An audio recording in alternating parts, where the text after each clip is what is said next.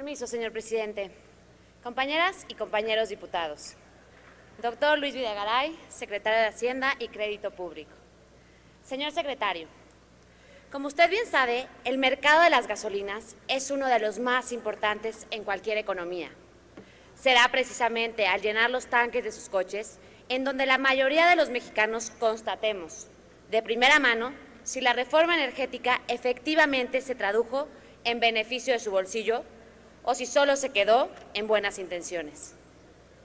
Por ello, y en el marco de la glosa del tercer informe de gobierno, es nuestro interés referirnos al tema justamente de la gasolina y de la liberación de la misma que se proyecta para 2016, así como de las consecuencias que esto generará para los consumidores. Si bien es innegable la necesidad de abrir este mercado, hay que recordar que por décadas hemos tenido a Pemex como único proveedor y aun cuando se permite la participación de terceros en el esquema de franquicias, es un esquema extremadamente rígido y que no promueve la competencia. De hecho, no es una exageración decir que el mercado de las gasolinas es el caso más atípico en una economía como la nuestra, que pretende ser una economía moderna y abierta a la competencia.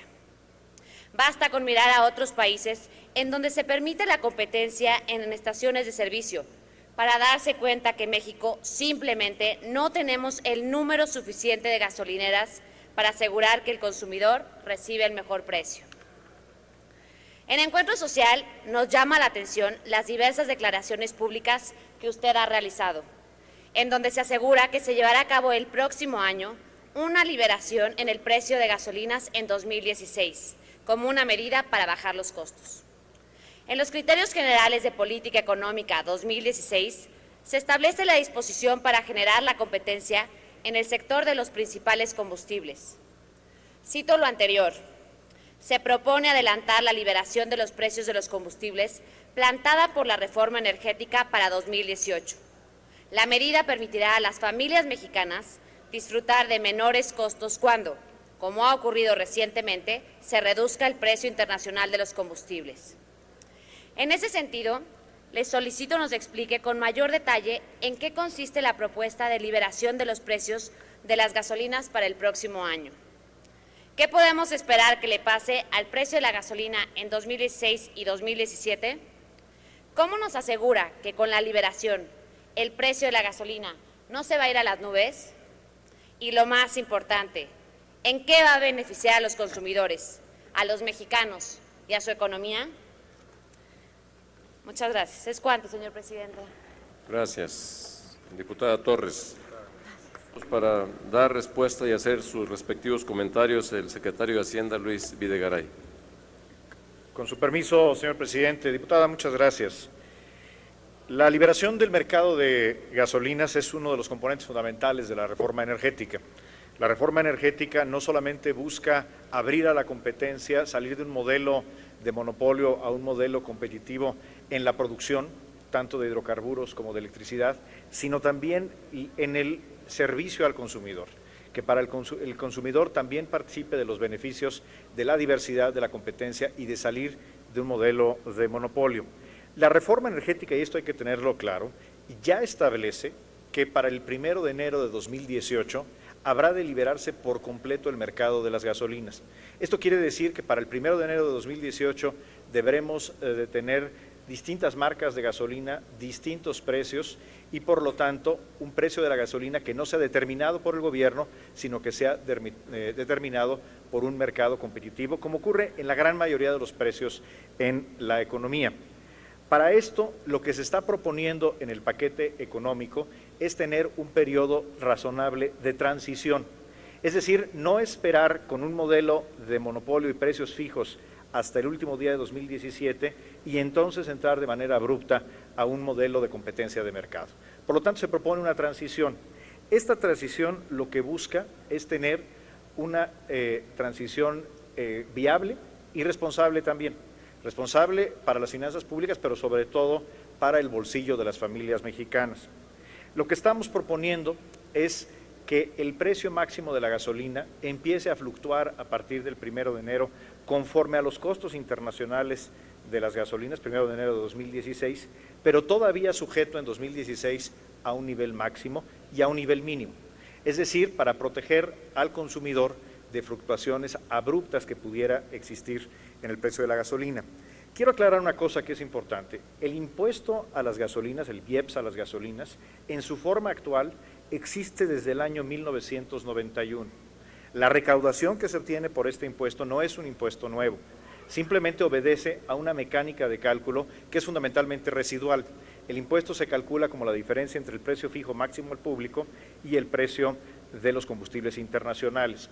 En un año como 2015, donde hemos visto una caída pronunciada en el precio del petróleo y por lo tanto también en el precio internacional de las gasolinas, en el nuevo sistema que se está proponiendo hubiéramos visto cómo parte de esta disminución se hubiera reflejado en el bolsillo de los mexicanos. Eso es lo que estamos proponiendo, por eso decía yo hace un momento que el precio de la gasolina esperamos que tenga una disminución al entrar en vigor este nuevo mecanismo, que insisto será un mecanismo transicional.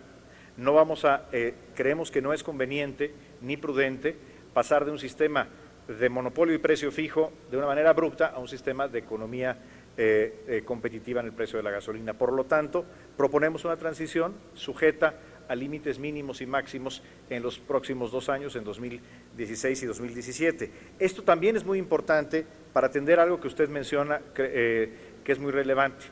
En México el número de gasolineros, es decir, los puntos de servicio al público son bastante menores en su número que en economías comparables. Son por habitante es una tercera parte de lo que hay, por ejemplo, en los países de la Unión Europea o en un país como Argentina.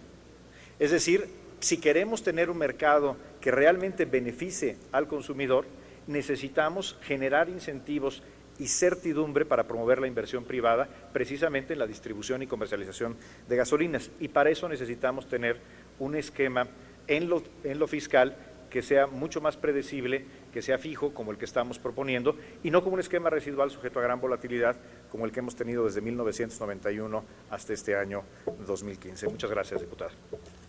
Gracias, secretario Videgaray.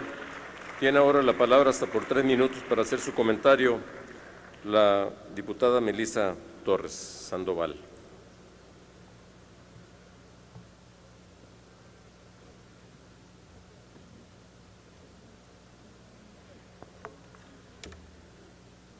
Muchas gracias por su respuesta, señor secretario.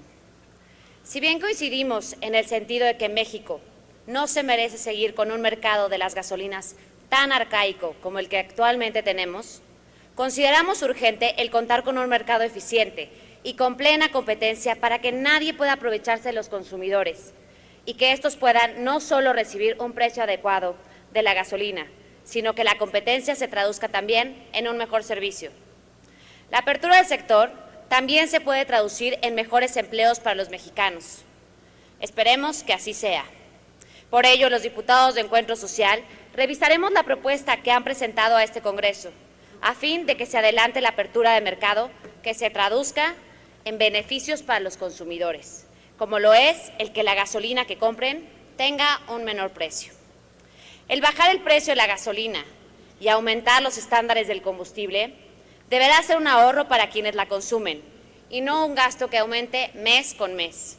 Nuestra economía debe seguir creciendo, no de manera marginal y monopólica, sino detonando todo su potencial en beneficio del país y de las familias mexicanas.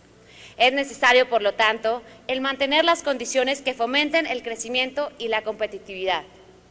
En Encuentro Social velaremos porque así sea. Es cuanto, señor presidente.